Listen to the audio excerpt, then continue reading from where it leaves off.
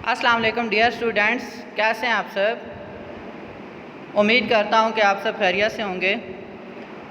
بیٹا ہم نے نظم جواب شکوہ کمپلیٹ کر لی ہے، تو اب ہم سٹارٹ کرتے ہیں نظم جواب شکوہ کے سوال جواب۔ تو بیٹا پہلا کوشچن دیکھیے کہ نظم کے مطابق درج ذیل سوالوں کے جواب لکھیں۔ تو فرسٹ کوشچن ہے، علامہ اقبال کی یہ نظم کس ہیئت میں لکھی گئی ہے؟ تو بیٹا جو ورڈ ہیئت ہے اس کے لیے ہم انگلش میں شیپ کا ورڈ بھی یوز کر سکتے ہیں، ٹھیک ہے، یعنی کس شیپ میں اس کو لکھا گیا ہے اور کس شیپ میں اس کو ڈھالا گیا ہے۔ تو بیٹا یاد رکھیے کہ اگر نظم کا فقط ایک مصرع ہو، ایک لائن ہو تو اسے مصرع کہا جاتا ہے، اگر دو لائنیں ہوں تو اسے شعر کہا جاتا ہے، اسی طرح اگر تین لائنیں ہوں تو اسے مثلث کہا جاتا ہے، اور اگر چار لائنیں ہوں تو اسے مربع یا بند کہا جاتا ہے، اور اگر 5 لائنیں ہوں تو اسے مخمس کہا جاتا ہے، اور ایسی نظم جس کے ہر بند میں 6 مصرعے ہوں تو ایسی نظم کو بیٹا مسدس کہا جاتا ہے۔ تو اب ہمیں یہ بات پتہ چل گئی کہ جس نظم کے ہر ایک بند میں 6 مصرعے ہوں اسے مسدس کہتے ہیں۔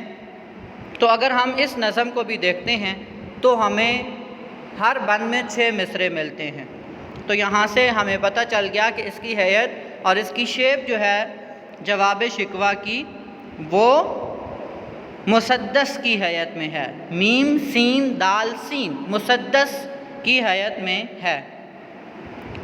اس کے علاوہ میر انیس کے مرثیے، نذیر اکبر آبادی کی بہت سی نظمیں بھی اسی حیت میں لکھی گئی ہیں۔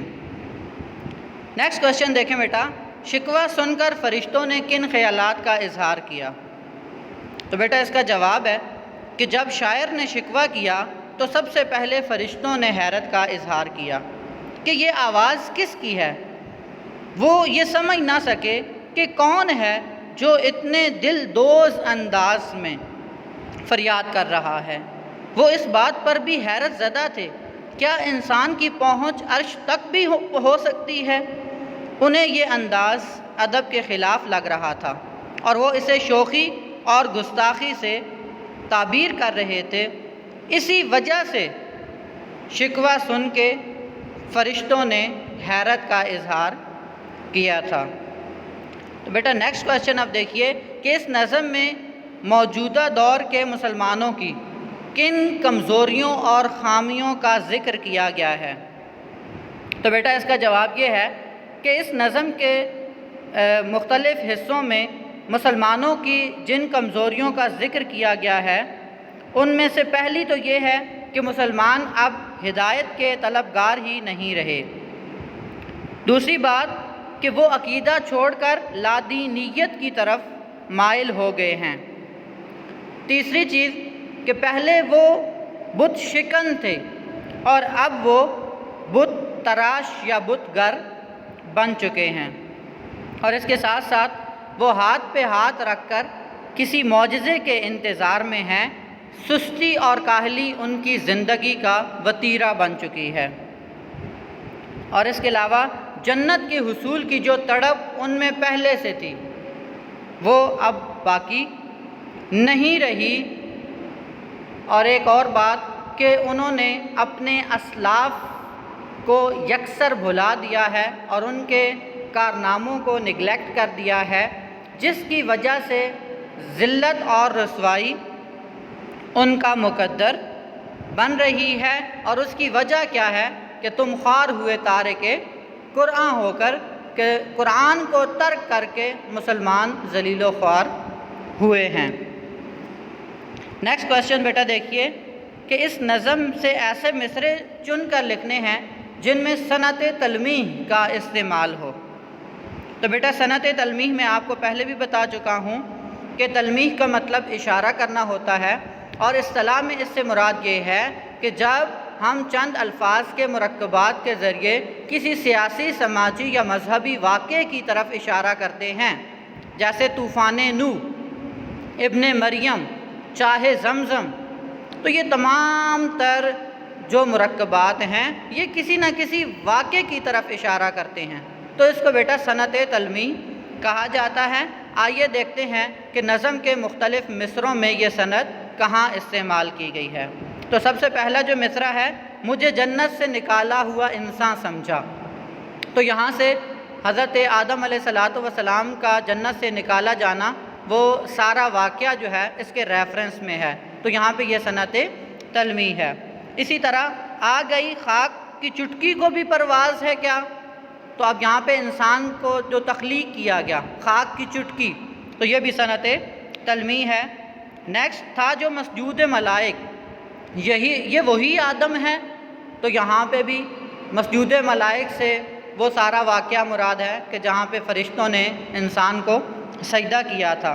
پھر کوئی قابل ہو تو ہم شان کئی دیتے ہیں، تو شان کئی میں ایرانیوں کی اور ایران کے بادشاہوں کی طرف اشارہ ہے۔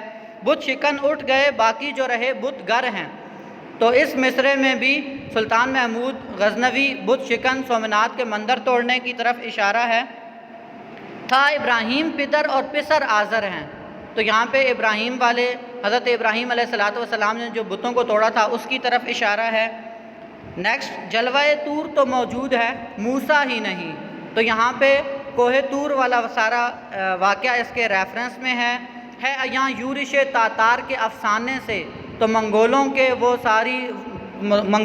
ساری کی ساری جنگیں کرنا اس کے ریفرنس میں ہے۔ پاسباں مل گئے کعبے کو صنم خانے سے، اسی طرح حیدری فقر ہے نے دولت عثمانی ہے، اور میرے درویش خلافت ہے جہانگیر تیری۔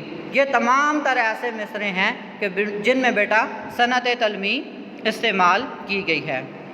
نیکسٹ کوشچن دیکھیے کہ اس نظم کا نام جواب شکوہ کیوں رکھا گیا، تو بیٹا اس کا جواب یہ ہے کہ اس سے پہلے اقبال نے ایک نظم شکوہ کے عنوان سے لکھی تھی، جس میں انہوں نے مسلمانوں کی طرف سے اللہ سے شکوہ کیا تھا کہ اتنی قربانیوں کے باوجود آج مسلمان قوم ذلیل و خوار کیوں ہو رہی ہے۔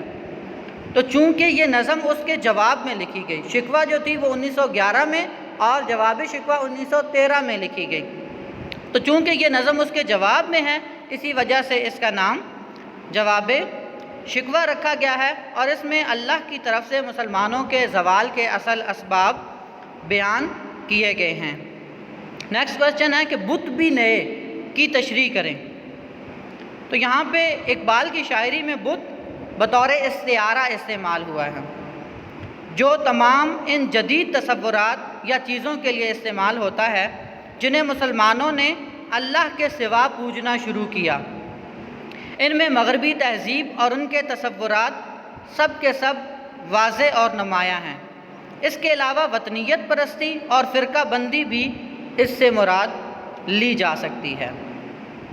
نیکسٹ کوشچن ہے آخری بند میں کس چیز کو مسلمانوں کی شمشیر کہا گیا ہے، تو بیٹا آخری بند میں اقبال نے عقل کو مسلمانوں کی ڈھال اور عشق کو مسلمانوں کی شمشیر کہا ہے، اور اس سے مراد ہے کہ مسلمان ان دو چیزوں کی مدد سے ہر باطل اور اس کے پیروکاروں اور ان تمام تر تصورات کا مقابلہ کر سکتے ہیں۔ عقل انسان کو حق اور باطل میں فرق سکھاتی ہے، اور عشق انسان کو بے خطر اور حق کی راہ پر چلنے کا حوصلہ عطا کرتا ہے۔